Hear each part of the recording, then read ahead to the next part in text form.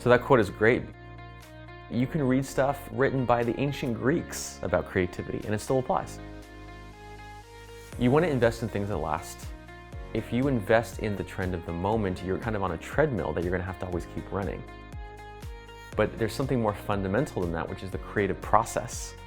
Having a creative process went from this tiny little niche thing needed by a tiny percentage of the population to now something that everyone needs.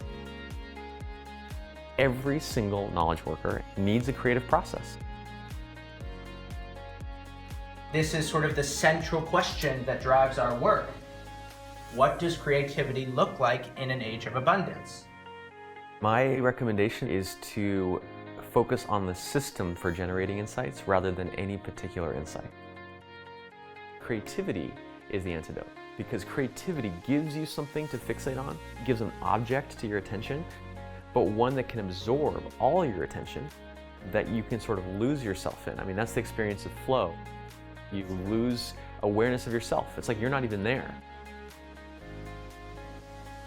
If you actually start the creative process with a lot of information and people in your life who you can actually bounce ideas off of, actually the creative process is totally demystified and it's really not that hard.